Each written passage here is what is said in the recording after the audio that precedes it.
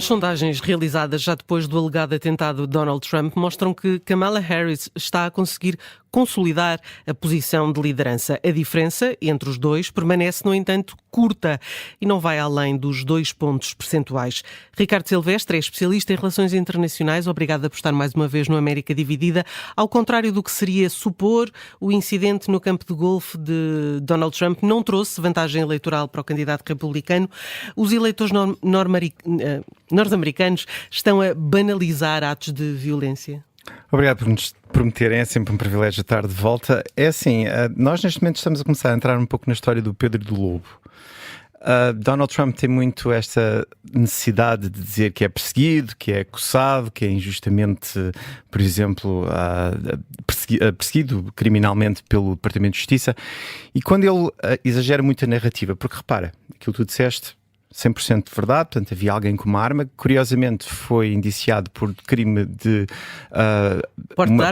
posse ilegal de arma, não foi acusado por tentativa de homicídio, isso é muito importante. Mas mais importante para a nossa conversa... Ele não dispara um tiro sequer, não é? Exato. E supostamente Donald Trump não estaria sequer na mira.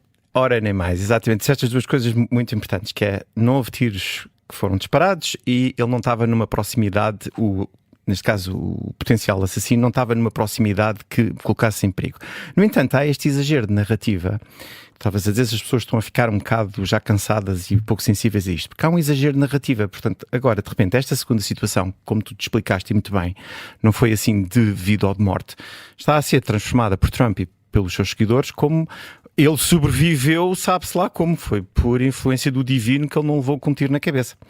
E uma outra coisa que é, infelizmente, na minha opinião, é que depois isto serve de arma de arremesso política, onde Trump tenta virar isto ao contrário. Porque, por exemplo, os dois potenciais assassinos, ambos eram republicanos.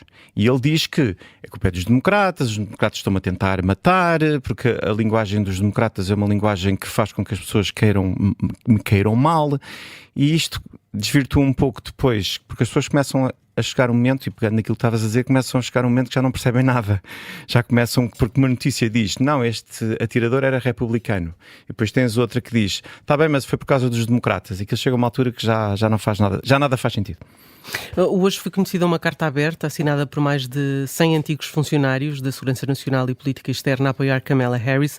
Muitos mesmo, são republicanos e consideram Trump inapto para outro mandato na Casa Branca. Entre eles estão antigos diretores da CIA, do FBI, que acusam Trump de trair os valores americanos. Estas manifestações de apoio têm impacto? Isso é uma excelente pergunta. E da última vez que eu estive aqui contigo, nós falámos do Dick Cheney. Qual é que era o impacto que o antigo vice-presidente republicano podia ter ao dizer que vai votar em Kamala?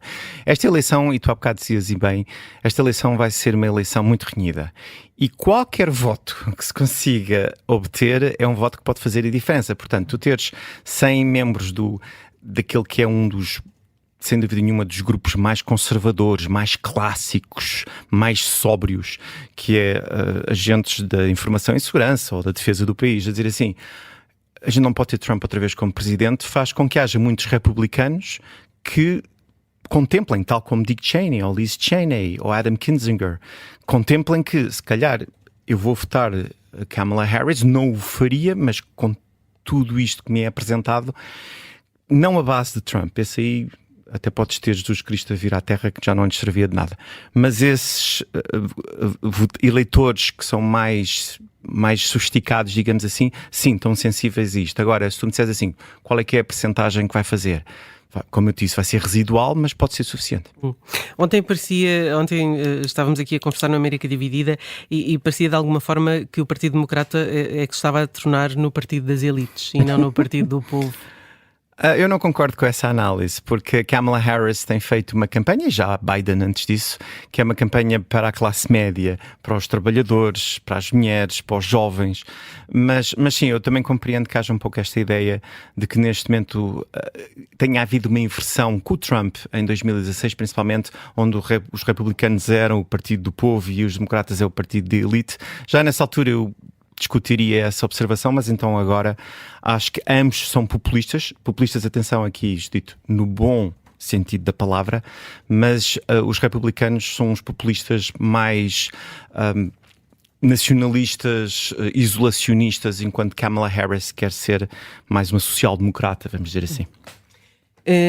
Kamala Harris teve uma má notícia. O poderoso sindicato dos motoristas, os Teamsters, rompeu com o quarto século de apoio aos democratas, evitou dar qualquer indicação de voto aos seus membros. Joe Biden tinha acesso aos sindicatos, um acesso que Kamala Harris não consegue ter. Porquê? Bem, com os Teamsters, porque ela já tem imensos sindicatos que estão atrás dela. Por exemplo, um deles muito poderoso é o dos funcionários da indústria automóvel. Por exemplo, foi um dos...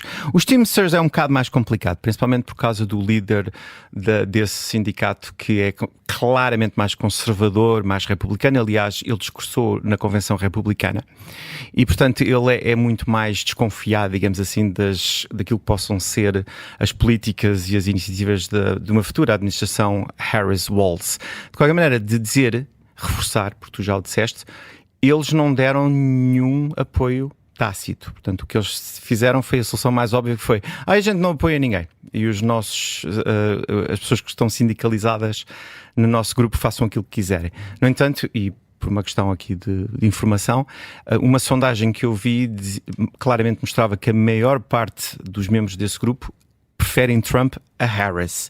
Mas como, digamos assim, um apoio formal não foi dado a nenhum dos candidatos.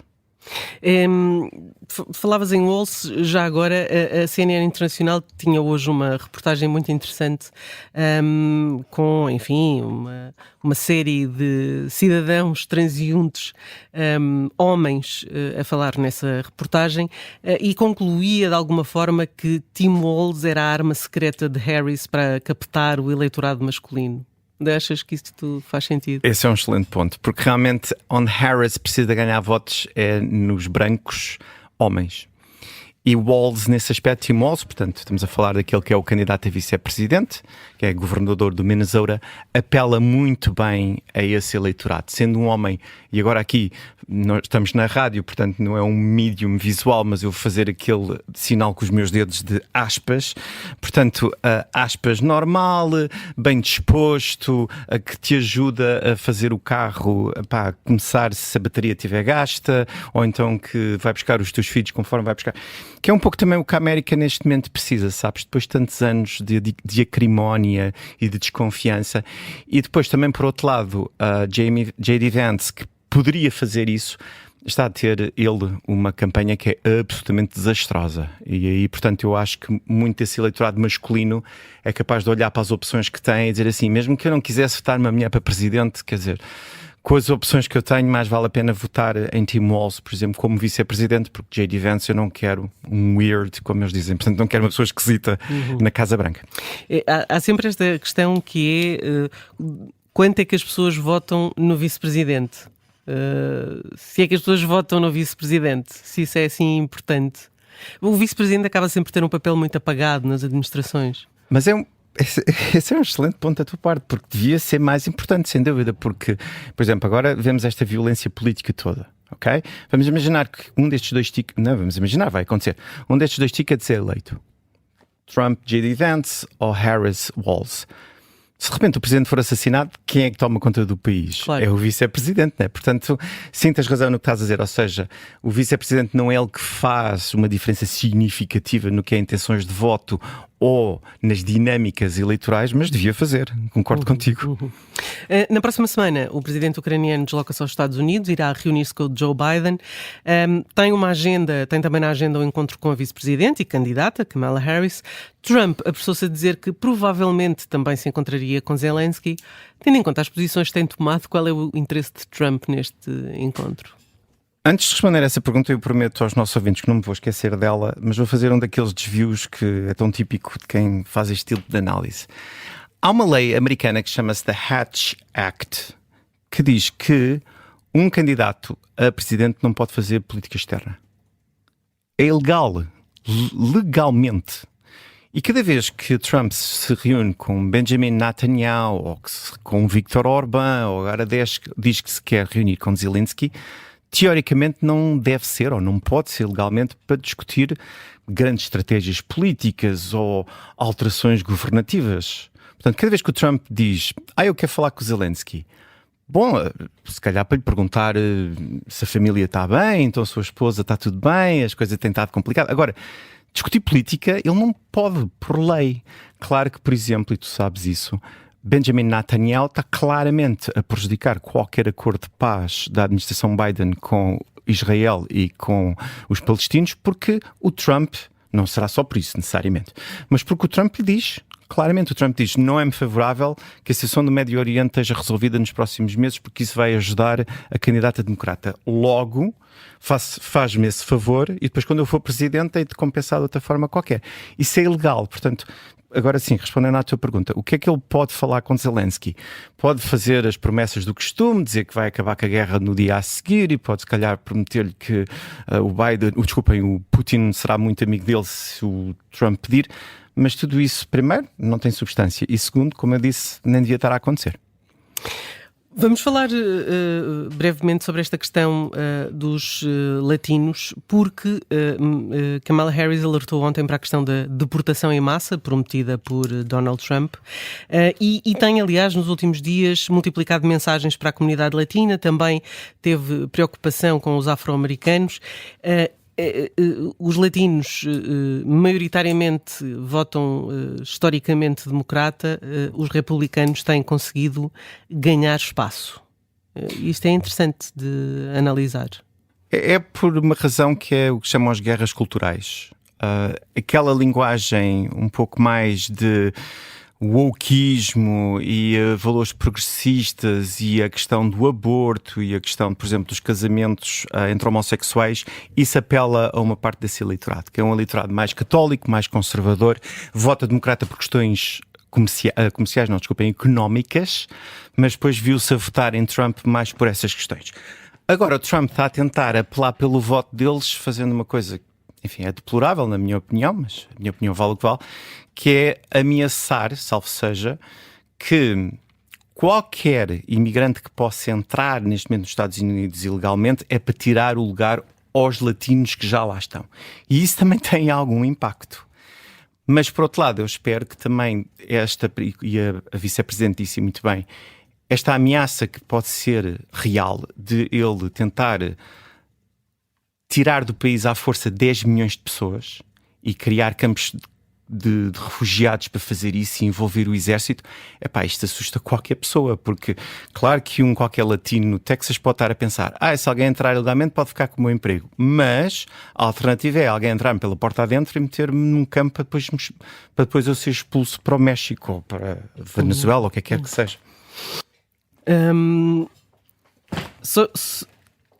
Só uma nota que era a questão do colégio eleitoral que tínhamos falado antes de entrarmos para o ar. Esta questão do colégio eleitoral, querias fazer aqui uma breve nota sobre o assunto? Sim, porque tu portanto, fazias uma pergunta, mais uma vez para os nossos espectadores, a gente não estava no ar ainda, sobre a questão de nós estarmos a ver que os democratas, apesar de terem a maioria do voto popular, portanto, como é o nosso sistema de votos em Portugal, ou seja, cada pessoa, cada voto, e tu fazias-me esse comentário que era, como é que é possível que os democratas tenham mais votos, mas depois não ganhem as eleições? E isso aí é por causa do colégio eleitoral. Eu vou tentar ser simples para os nossos ouvintes, porque é uma questão ainda um bocado técnica, mas o colégio eleitoral serviu para fazer o restaurar os Estados Unidos depois da Guerra Civil. E nessa altura havia um conjunto de estados que tinha muito menos eleitores, porque só tinha brancos que votavam, os negros não podiam votar.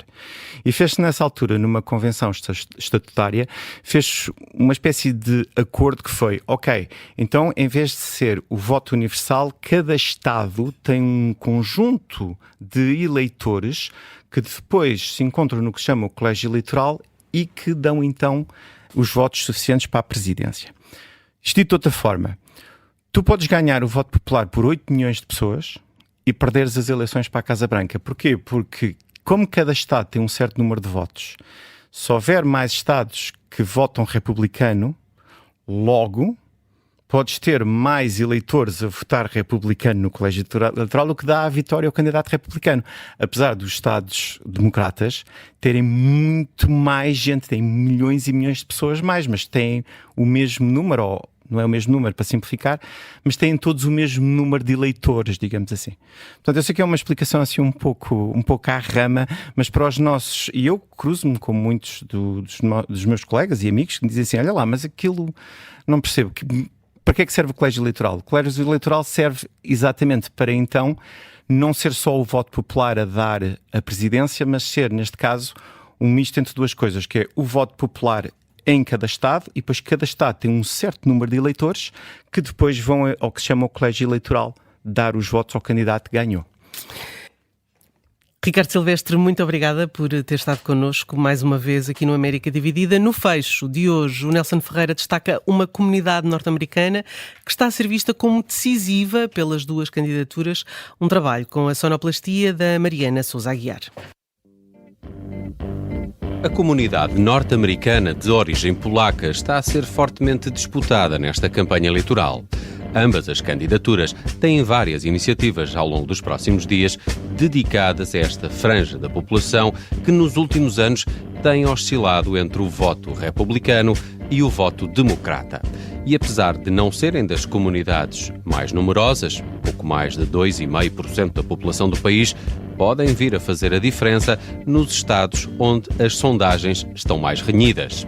Um dos trunfos de Kamala Harris passa por explorar a relutância de Donald Trump no apoio à Ucrânia, um tema que é próximo dos polacos que partilham com os vizinhos ucranianos a animosidade com a Rússia, um tema que de resto esteve em destaque no debate televisivo do passado dia 10 de setembro.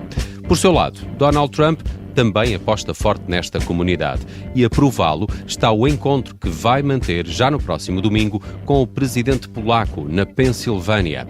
Um encontro que, apesar de ainda não estar 100% confirmado, é dado como certo por fontes ligadas ao mesmo em declarações à Associated Press. Bill Callahan, América, 2011, Estados Unidos da América. America. America, America, America, you are so grand and golden. Oh, I wish I was deep in America tonight.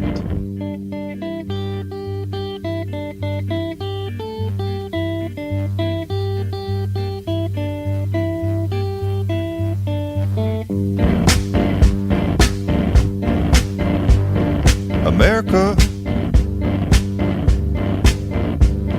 America, I watched David Letterman in Australia. Oh, America, you are so grand and golden. I wish I was on the next flight to America.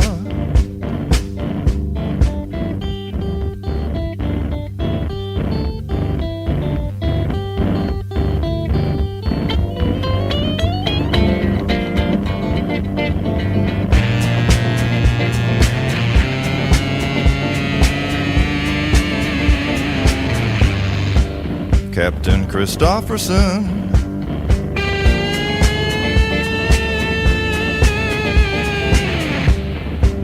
Buck Sergeant Newberry,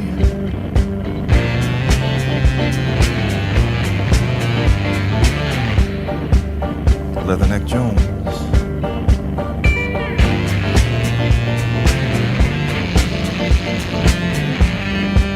Sergeant Cash. What an army! Que Portugal vamos ter daqui a 10 anos? No 10º aniversário do Observador, desafiámos 52 personalidades da sociedade portuguesa para nos ajudarem a pensar o futuro. Ao longo de um ano, durante 52 semanas, vamos ouvir as opiniões e saber o que pensam os membros do Clube dos 52. Todas as segundas-feiras, depois das 9h30, na Rádio Observador. O Clube dos 52 tem o apoio da NOS, PLMJ, KPMG, DS Automobil, e Câmara Municipal de Cascais. Junte-se aos mais de 750 mil clientes que escolheram Endesa como a marca número 1 na escolha do consumidor e nos fizeram ganhar o prémio Super Brands. Desfrute de produtos como a nossa tarifa Happy, que lhe dá um dia de luz grátis por semana e que, além disso, foi eleita produto do ano. Escolha a alternativa clara. Visite escolhaendesa.pt.